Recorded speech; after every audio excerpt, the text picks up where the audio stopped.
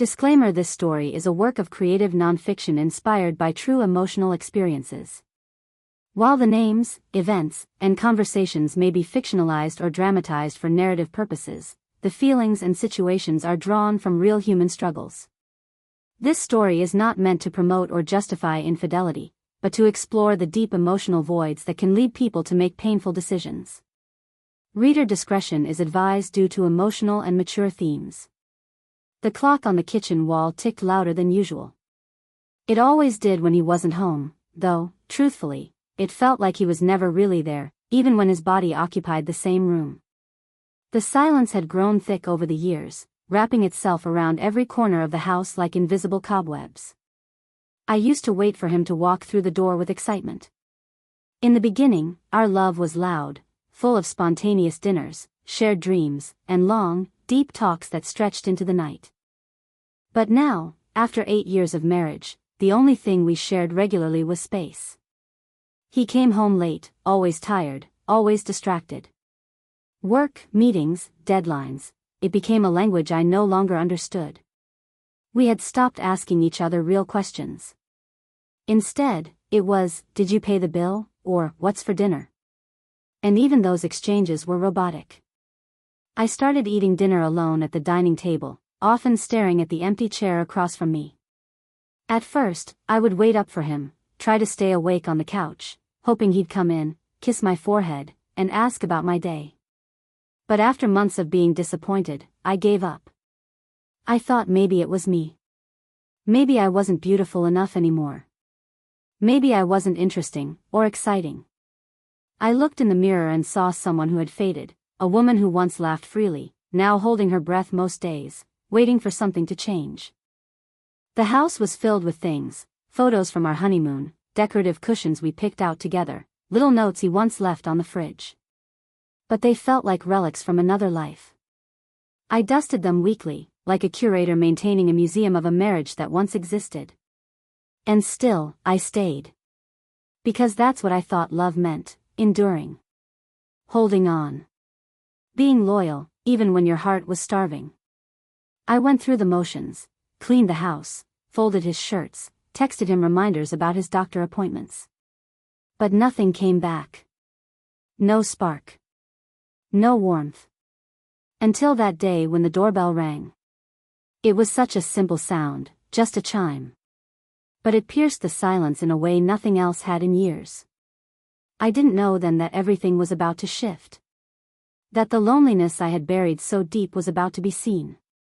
Not by the man I had vowed to love, but by someone else entirely. That's where it all began. The sky was a dull shade of gray that evening, and the soft patter of rain tapped gently against the window panes. I had just finished drying the dishes when the doorbell rang, a rare sound in our quiet little street. We didn't get many visitors. I hesitated for a moment, towel in hand, wondering who it could be. When I opened the door, he stood there, drenched, holding a wrench and a flashlight, his hair soaked to his forehead. "Hey," he said with an apologetic smile, "I think something's wrong with the water line between our houses. Thought I'd check with you before calling someone." I recognized him. He had moved in a few months ago. Daniel, I think his name was. A quiet man, mid-30s, with kind eyes. I had seen him around, sometimes mowing the lawn or walking his dog. We had exchanged a few polite nods, but never much more than that. "Oh," I said, a little startled. Sure. Come in for a second. It's pouring out there." He hesitated, then stepped inside, wiping his shoes on the mat. The house suddenly felt warmer, as if the air had shifted. We walked to the back, toward the kitchen sink, and he crouched down to check the pipes while I stood awkwardly to the side, heart strangely fluttering. He looked up after a few minutes. "Looks like the valve's loose where the line split. I can fix it temporarily, but you might want to call someone tomorrow just to be safe." I nodded. "Thanks. I appreciate you coming over." Most people would have ignored it. He gave a half laugh. "Well, I guess I've got too much time on my hands." There was a pause. Not the awkward kind, but something softer, unspoken. He stood up and glanced around the kitchen. "You live here alone?" I shook my head. "Married. But my husband works late. Most days." Daniel gave a small, understanding nod. "I get it. I was married once. Felt like I lived alone even when she was right next to me." His words hit something inside me, a quiet ache I had tried to numb for years. We stood there in silence for a second too long, until I quickly offered him a cup of tea, more out of reflex than intention. He stayed for just 20 minutes. We sipped tea, talked about the neighborhood, about how his divorce had been finalized 6 months ago. His voice was calm, his words sincere. He listened, not just with his ears, but with his eyes, like he saw me. Really saw me. When he left, the door clicked shut behind him, and the house returned to its familiar stillness. But something was different. There was warmth in the room now. Not just from the tea, but from the realization that someone had knocked, someone had cared, even for just a moment. I didn't know it yet, but that knock would echo through everything that followed. It wasn't love. Not yet. But it was the beginning. The next time I saw Daniel, it wasn't by accident. I had stepped outside to throw out the trash when I noticed him tending to his small garden. He looked up, smiled, and waved. That wave, so simple, so normal, felt warmer than anything I had received from my husband in months. I waved back, hesitated for a moment, then walked over. We started talking about plants, how the rain had softened the soil, how he was trying to grow herbs even though they kept dying. It was all so harmless. But there was something in the way he looked at me, attentive, present, that made me linger longer than I should have. After that, it became a pattern. Quick chats over the fence. A cup of coffee shared on my front porch while he took a break from his weekend chores. He made me laugh, something I hadn't done freely in a long time. And he listened. He remembered little things I told him, how I liked my tea, the kind of books I read, the way I used to love painting but hadn't picked up a brush in years. With every conversation, the distance I had maintained between us grew smaller. At first, I told myself it was innocent. I was just being friendly. But deep down, I knew I was chasing something. I was chasing the feeling of being noticed, being heard, being seen. One afternoon, I found myself baking muffins, something I hadn't done in ages. I told myself it was just an extra batch. But when I walked next door with the warm tray in my hands, I knew the truth. I wanted to see him smile again. He opened the door, surprised. "For me?" he asked.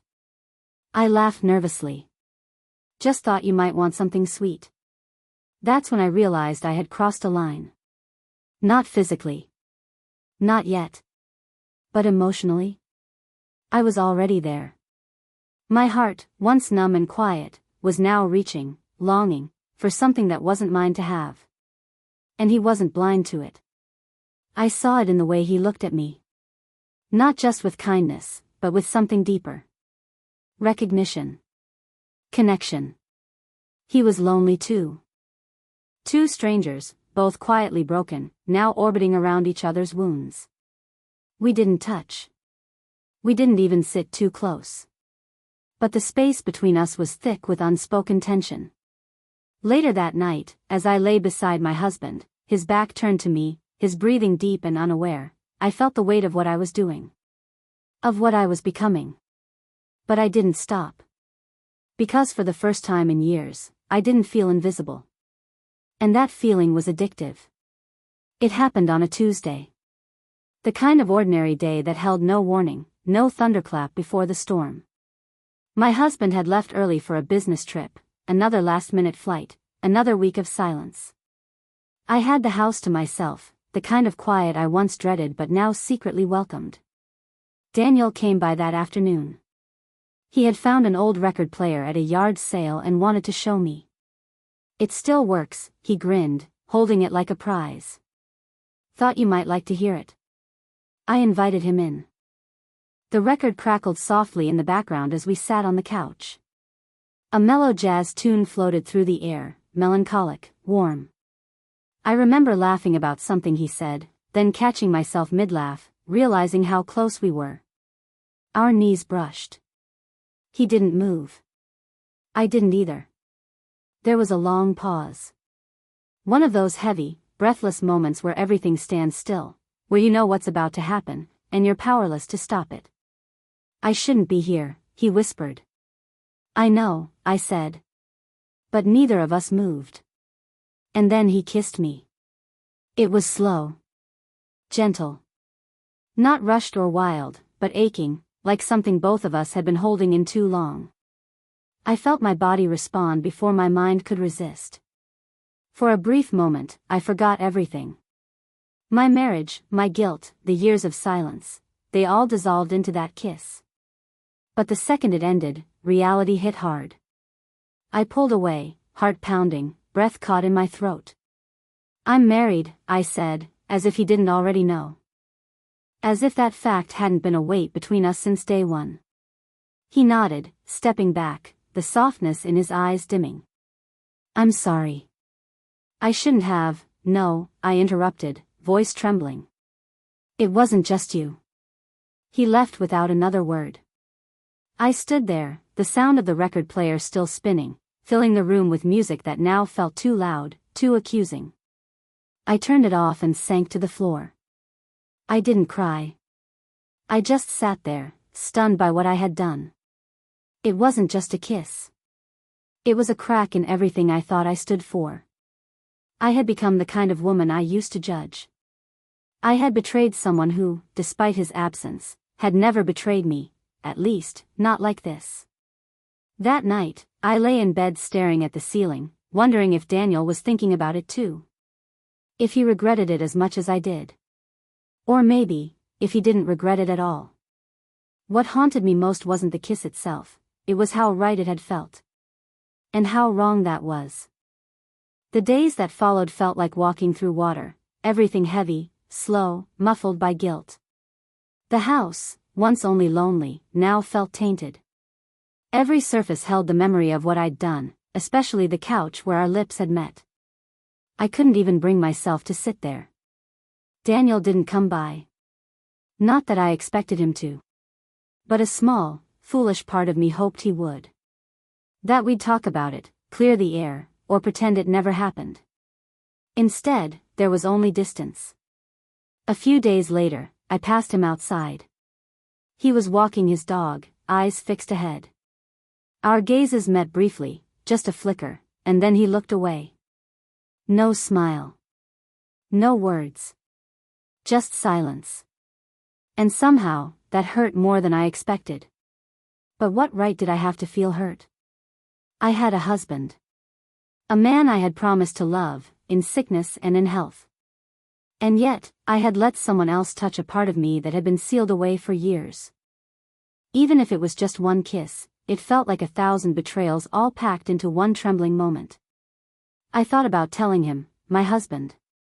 I played out a dozen scenarios in my head, calm honesty, explosive confession, sobbing apologies. But every time I imagined it, I saw the look he might give me, not angry, but disappointed. And that felt worse than rage. The guilt clung to me like smoke. It followed me from room to room, into the shower, into my sleep. I tried to distract myself, cleaning, baking, even painting again, but everything felt hollow. One night, he called from his hotel. How's the house? He asked. Fine, I lied. How are you? I'm okay. There was a long pause. You sound tired. I guess I am. He didn't push further. He never did. We hung up with the usual, talk soon, and nothing more. I stared at the phone after the call ended, wondering why I even felt guilty when we were already so far apart. Was it betrayal if the love was already gone? Was a kiss really a crime when the heart had been starving for years? But then I reminded myself, love isn't about what you're getting. It's about what you promised. And I had broken that promise.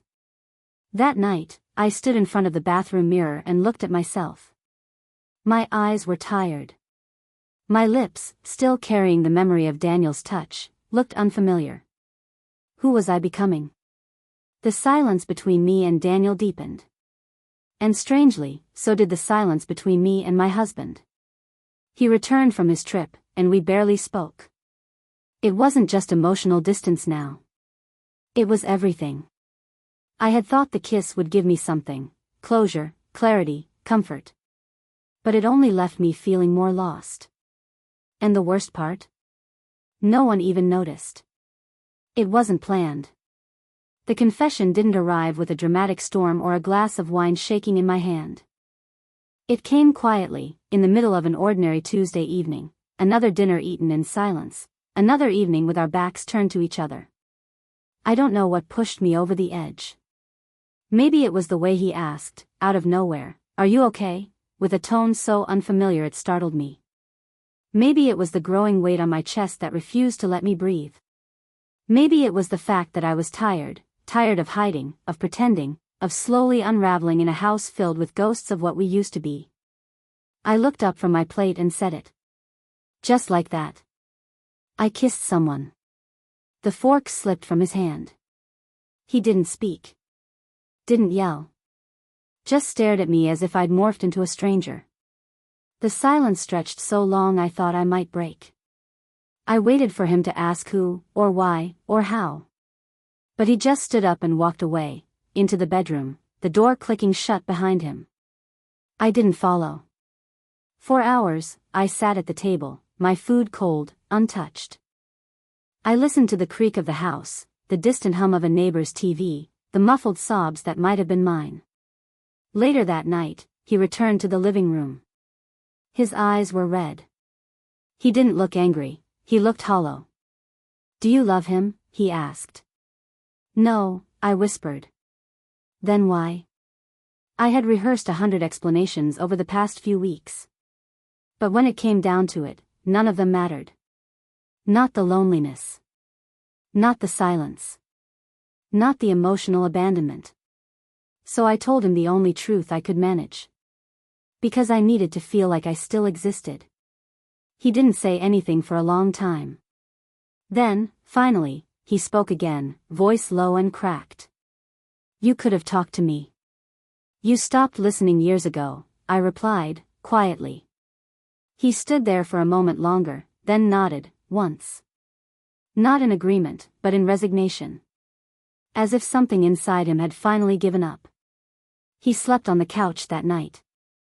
The next day, he packed a bag and left for his brother's place for a while.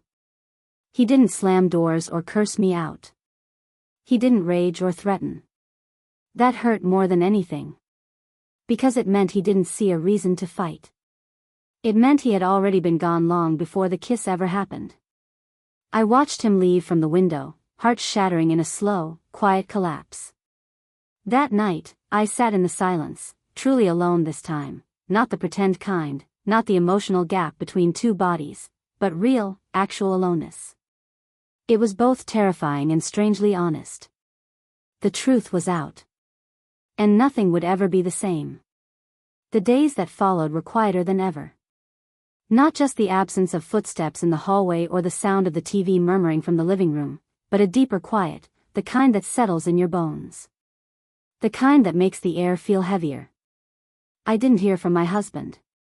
No texts, no calls. Not even a message to say when, or if, he'd be back. He had vanished from the house, and somehow, it felt like he had taken a part of me with him. I kept going through the motions, waking up, making coffee, sitting by the window pretending to read. But everything felt performative. Like I was a character in a life I no longer recognized. I didn't reach out to Daniel, and he didn't come by. That door had closed. What once had seemed like a glowing possibility now felt like a stain, a reminder of a moment that should never have happened. I didn't hate him. I didn't even blame him. But I couldn't face him. Not after everything fell apart. One evening, I ran into one of the neighbors at the mailbox. She asked how I was doing, casually, as if nothing had changed. I forced a smile, nodded, and said, "Good." It was a lie, of course. But people don't really want the truth in those moments. They want the comfort of normalcy. So I gave it to her. Inside, though, I was crumbling. I tried journaling, something I hadn't done in years. I poured my heart into those pages, about how I had spent so many years feeling unseen, how the silence had grown roots in our marriage, how I had crossed a line thinking it would make me feel alive again. But the pages didn't forgive me. They only held my confessions like mirrors. And then came the anger, not just at myself, but at him too. My husband. For pulling away for so long. For making me beg in silence for attention, only to receive distance. For never asking if I was okay until it was too late. But underneath the anger was grief. Deep, slow-burning grief. For the love we once had. For the life we had built together. For the version of myself I had lost trying to keep a broken connection alive. I started therapy. I didn't tell many people what happened. I wasn't ready for judgment or advice. I just needed to understand who I had become and how I could rebuild, whatever that looked like. Some days were easier. Others, I couldn't even get out of bed. Healing didn't come in a straight line. It came in small, reluctant steps. The truth was, I had shattered something. And while it was easy to point fingers, the hardest part was owning my part in it all. But I had to. Because moving forward meant accepting the past, not rewriting it. 3 months passed before I saw him again. He came to the house on a cloudy afternoon, unannounced. I was in the kitchen, sipping tea, when I heard the familiar sound of his car in the driveway. My heart stuttered in my chest. I hadn't prepared for this moment, though I'd played it over in my head 1,000 times, what I would say, how I would apologize again, whether he would even want to hear me out. He looked different. Tired, yes, but clearer somehow. Like he had spent his time away gathering strength, finding pieces of himself I hadn't seen in years. We sat across from each other at the kitchen table. The same one where I'd once told him the truth. "I've been thinking a lot," he said after a long silence. "About everything. About us." I didn't speak. I let him continue. "I know I haven't been the easiest person to live with. I know I pulled away. And I know that's part of why this happened." I felt a lump rise in my throat. "It wasn't your fault," I said quietly. "What I did was my choice. And it was wrong." He nodded slowly. "I'm not here to argue. I'm not here to blame. I just needed to see you. To tell you I'm not angry anymore." That hit harder than I expected. He continued, "But I also don't think I can come back. Not now. Maybe not ever." And just like that, it was clear. Final. We talked for a while after that. Not as husband and wife, but as two people who had once loved each other deeply and lost their way. He asked about therapy. I told him it was helping. He smiled, genuinely, for the first time in what felt like years. Before he left, he said, "I think we were both lonely in different ways. But I wish we'd found each other again before it got this far." "Me too," I whispered. He didn't take all of his things. Just a few boxes and a suitcase. Enough to make it clear that this was goodbye, not a break. When the door closed behind him, it didn't slam. It was quiet. Gentle. And somehow, that made it more painful. I stood there for a long time after he left, absorbing the emptiness. But it was different now. Not the same kind of loneliness that had haunted me before. This one was cleaner. Honest.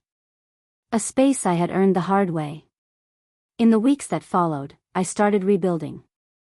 Not the marriage, that was over, but myself. I painted again. I spent time with friends. I apologized to the mirror until it didn't sting as much. I never saw Daniel again. He moved away, or maybe he just stopped showing up. Either way, it was for the best. Because in the end, this wasn't a story about love or betrayal. It was about loss. And what it takes to find yourself after you've broken your own heart.